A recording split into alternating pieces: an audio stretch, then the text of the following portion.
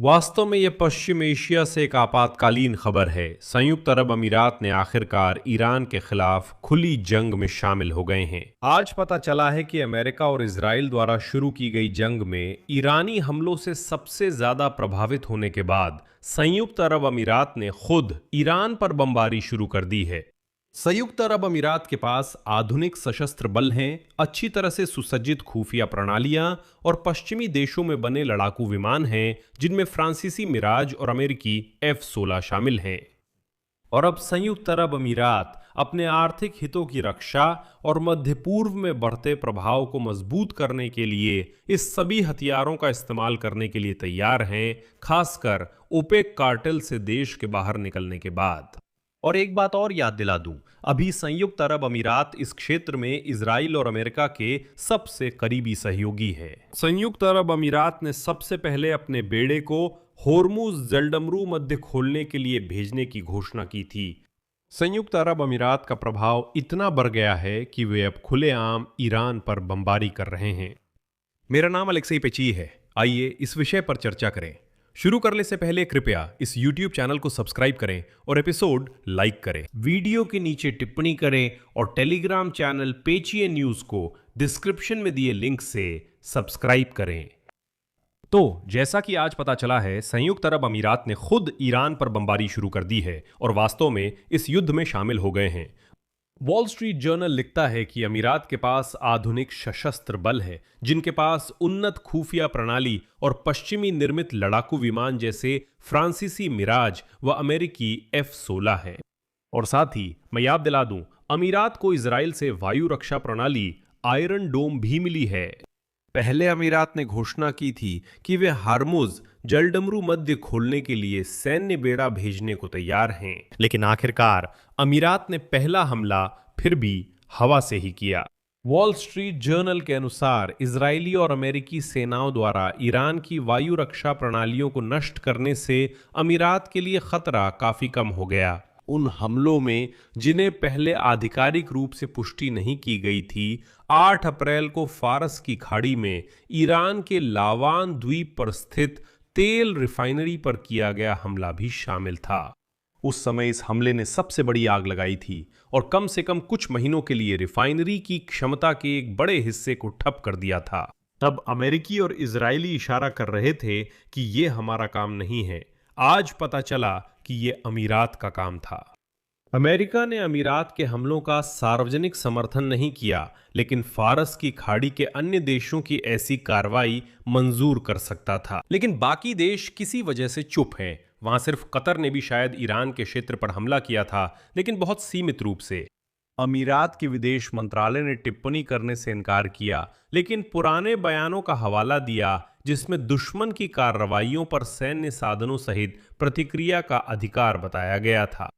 मौजूदा संघर्ष के दौरान संयुक्त अरब अमीरात ईरान के हमलों का निशाना बन गया है। ईरान ने अमीरात पर 2800 से अधिक मिसाइलें और ड्रोन दागे हैं, जो कि क्षेत्र के किसी भी अन्य देश से अधिक है। इसमें इजराइल भी शामिल है। अब किसी अरब देश का ईरान के खिलाफ युद्ध में आना बहुत महत्वपूर्ण है। अब तेहरान और भी ज्यादा कोशिश करेगा कि अमीरातों के बीच फूट डाले और दूसरी खाड़ी की अरब देशों के साथ भी, जो इस संघर्ष को सुलझाने में मध्यस्थ की भूमिका निभाने की कोशिश कर रहे हैं।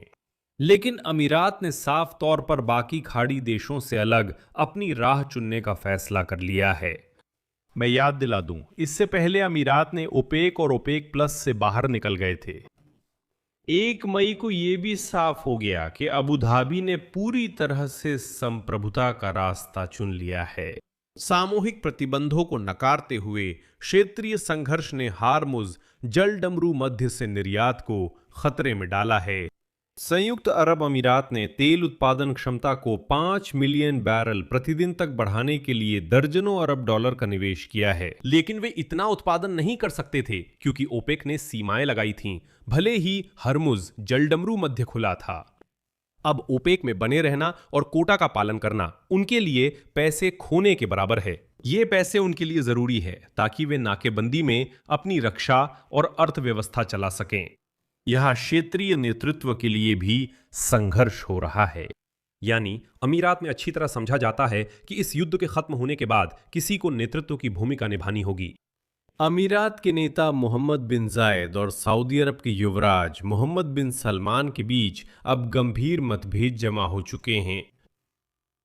अबू धाबी अब ओपेक में सऊदी अरब के नेतृत्व की कीमत नहीं चुकाना चाहता, अपना तेल उत्पादन सीमित करते रहना, जबकि सऊदी अरब इस युद्ध सहित अपनी खुद की महत्वाकांक्षाएं साधे उसे मंजूर नहीं है, क्योंकि सऊदी अब अपने तेल निर्यात का रुख हरमुज जलडमरू मध्य को दरकिनार करते हुए मोड़ने में सफल हो गए हैं। वे वहां पाइपलाइन के जरिए अपनी तेल को दूसरे तट पर लाल सागर में भेजते हैं और वहां से फिर दुनिया भर में तेल का निर्यात करते हैं।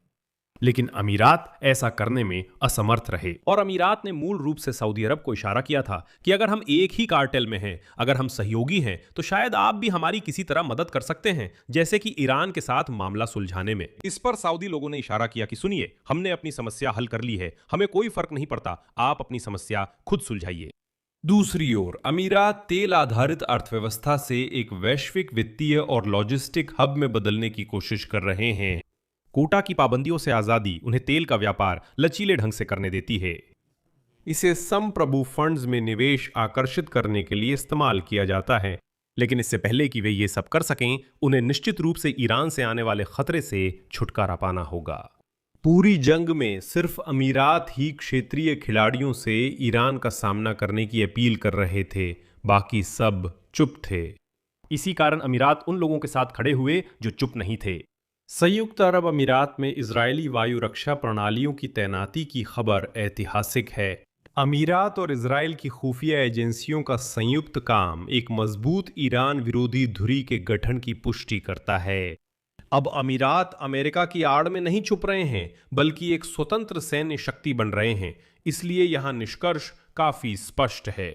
तो सबसे पहले प्रमुख खिलाड़ियों में से एक के बाहर जाने से और अमीरात आखिरकार कार्टेल में तीसरे स्थान पर थे, ओपेक कीमतों को नियंत्रित करने का एक कम प्रभावी साधन बन जाता है। मैं कहना चाहता हूं कि यह अमेरिका और पश्चिमी देशों के हित में है, क्योंकि निर्यातकों की एकता टूट गई है। फारस की खाड़ी की राजशाहियों का एकजुट गुट होने के बजाय अब हम दो शक्ति केंद्र देख रहे हैं। ये सऊदी अरब है जो अमेरिका, चीन और रूस के बीच संतुलन बनाए हुए है और सभी से दोस्ती रखता है, और दूसरा शक्ति केंद्र अब संयुक्त अरब अमीरात है जो वॉशिंगटन के साथ एक मजबूत गठबंधन पर दांव लगा रहा है, जिसे वॉशिंगटन और इजराइल ने एकजुट किया है। सवाल है कि अमेरिका किसका समर्थन करेगा। मेरा मानना है कि यह अभी साफ नहीं है, लेकिन आगे और भी दिलचस्प होगा, क्योंकि इस संघर्ष के सक्रिय चरण के समाप्त होने के बाद अमीरात, जो ओपेक की प्रतिबद्धताओं से बंधे नहीं हैं, अचानक बाजार में लाखों बैरल तेल डाल सकते हैं। ये कीमतों को गिरा सकता है और दूसरे निर्यातकों के बजट पर चोट कर सकता है, जिसमें बेशक रूस और सऊदी अरब भी शामिल हैं। ट्रंप के लिए अमीरात का ये कदम फायदेमंद है। वो कहते हैं युद्ध के बाद कीमतें कम होंगी। अब अमीरात सिर्फ दर्शक नहीं, बल्कि युद्ध का सक्रिय भागीदार है, क्योंकि वो इन कीमतों में गिरावट ला सकता है। यही बात को विराम देता हूं। अपनी राय, अपने निष्कर्ष इस एपिसोड के नीचे कमेंट्स में लिखें। चैनल को सब्सक्राइब करें, घंटी दबाएं और लाइक करना ना भूलें। दोस्तों, अगर आप इस YouTube चैनल को सपोर्ट करना चाहें तो आर्थिक रूप से कर सकते हैं। डोनेशन के लिए वीडियो डिस्क्रिप्शन के लिंक, डिटेल्स या स्क्रीन पर दिख रहे QR कोड का इस्तेमाल करें। अपना ख्याल रखें। अलविदा।